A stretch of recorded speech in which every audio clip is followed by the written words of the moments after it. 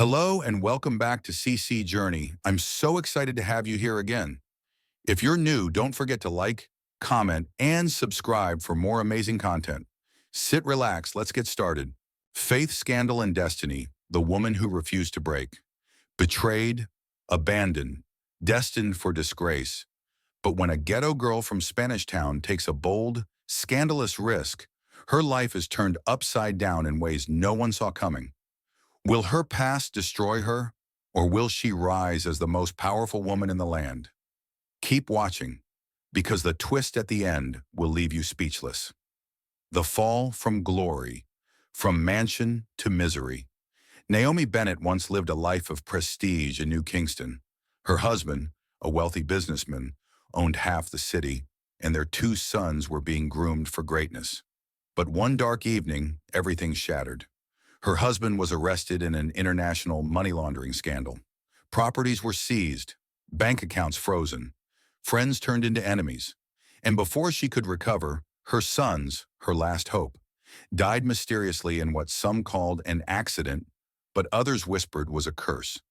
Now Naomi was a penniless widow, scorned by the same society that once envied her. The only people left by her side were her two daughters-in-law, Tiffany, a socialite who fled to chase a new life, and Zarah, a fierce, no-nonsense ghetto girl from Spanish Town who refused to leave her side. Zarah swore a bold oath. "Where you go, I will go.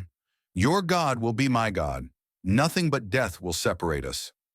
With nothing but hope and faith, the two women journeyed to Santa Cruz, St. Elizabeth, Naomi's homeland, looking for a fresh start. Whispers and betrayals. The cursed women arrive. When Naomi and Zarah stepped foot into Santa Cruz, the town was buzzing with gossip. "Look day! Naomi come back with nothing but shame. And she bring one old ghetto girl with her? Laud, de curse is strong pon dem." Naomi walked with her head low, but Zarah lifted her chin and glared at the naysayers. She had been through worse in Spanish Town. If they thought she was weak, they had another thing coming. Desperate for food, Zarah went to work in the fields owned by Solomon Grant, the richest and most powerful man in Santa Cruz. He was a man of influence, a God-fearing businessman, and most of all, he was watching her. But Zarah had enemies. One of Solomon's jealous workers, Derek, tried to block her from getting food, sneering, "Ghetto gal like you no belong round decent people. Go back where you come from." But before he could throw her out, Solomon stepped in. "Let her work, and make sure she gets extra food." Zarah was stunned. Why would a powerful man like him care about a nobody like her? The forbidden attraction, Solomon's dangerous interest. Solomon couldn't take his eyes off Zarah. Her strength, her confidence, the way she worked hard without complaining. But he had a fiancée, a high society woman named Victoria Mitchell, daughter of the mayor. She was beautiful but dangerous. The kind of woman who smiled in your face and stabbed you in the back.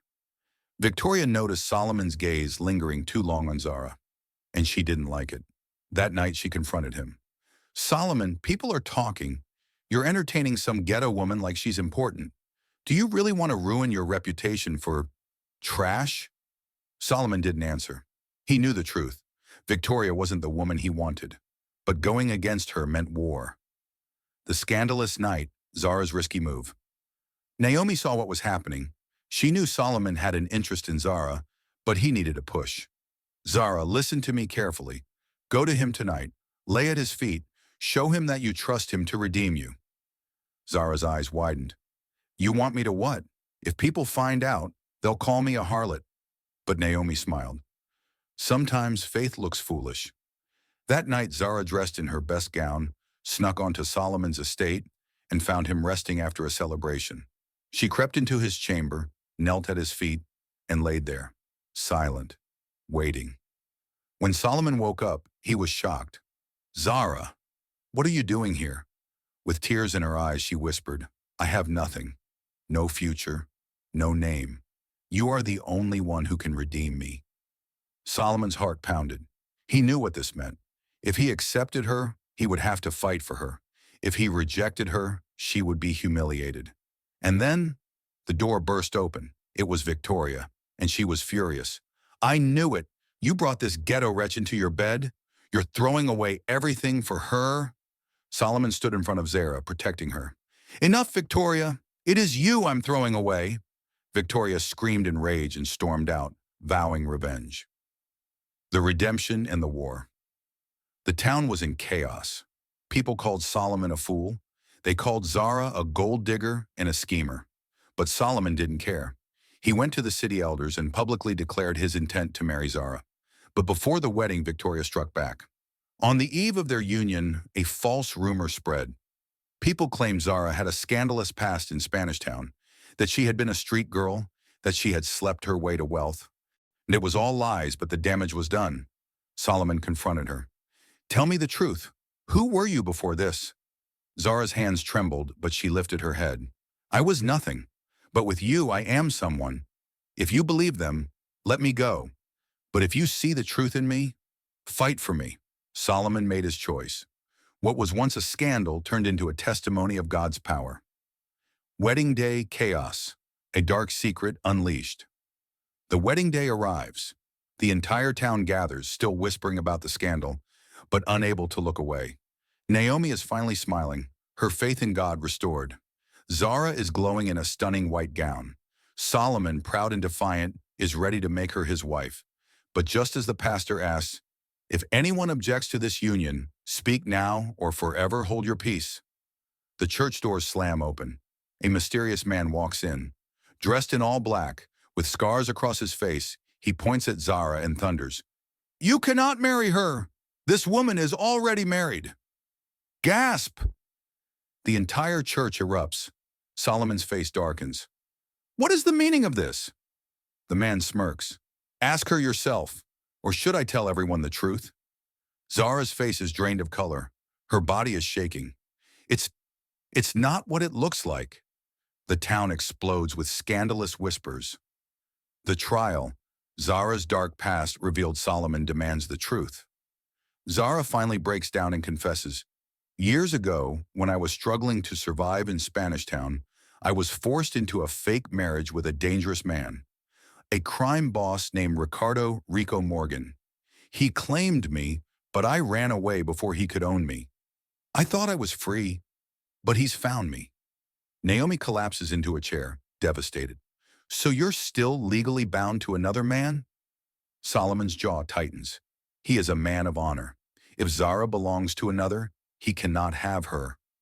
Rico steps forward, grinning. That's right, big man. She's mine. And if you lay one finger on her, you're stealing from me. But Solomon, calm and unshaken, replies, I do not steal. I redeem. Rico laughs in his face. You want her? Then you better be ready to fight for her. The crowd erupts in chaos. Zarah is caught in the middle, torn between the man she loves and the monster from her past. The ultimate showdown, war for Zarah's redemption. Solomon does not back down. He knows that if he lets Rico take Zarah, she will never be free. The town elders arrange a high-stakes trial. If Solomon wants to marry Zarah, he must legally win her freedom. But Rico has powerful connections, crooked judges, corrupt lawmen, and hired thugs. The entire town is divided. Some say Solomon should walk away before he loses everything. Others believe Zarah is not worth the risk. Naomi prays fervently. God, you brought us this far. You did not bring us here to be destroyed. The trial begins. Rico presents fake documents, false witnesses, and threats. But just when it looks like he will win, a surprise witness steps forward, a woman veiled in black. Her voice shakes as she speaks. I was once Rico's wife too, and I have proof of all his crimes. The courtroom explodes. The woman hands over documents exposing Rico's illegal dealings, including his false marriage to Zarah. The judge rules in Solomon's favor. Zarah is legally free. Rico lunges in rage, pulling out a weapon. But before he can act, the town's authorities seize him. He is dragged away screaming, This isn't over. I will return. A new beginning, love, power, and destiny. With Rico gone and her name cleared, Zarah stands before Solomon once again. Tears in her eyes, she whispers, I understand if you don't want me anymore, I come with too much baggage. Solomon steps forward, lifting her chin. God does not look at baggage. He looks at hearts, and your heart is mine. The town, once filled with whispers, now erupts in celebration. Naomi, who once thought her life was over, is restored. She holds Zarah's hands and says, "This is what God does. He takes our ruins and makes them beautiful." Zarah and Solomon marry in a grand ceremony, not just as husband and wife, but as a symbol of God's power to redeem even the most broken paths.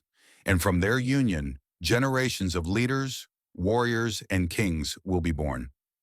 Final lesson. Our past does not define your future. No situation is too broken for God to redeem. When God is for you, no enemy can stand against you. Loyalty and faith will lead you to your divine destiny. Call to action for viewers. Have you ever felt like your past disqualified you from happiness? Drop a comment below and share how God turned your story around. If you would like your story could be next,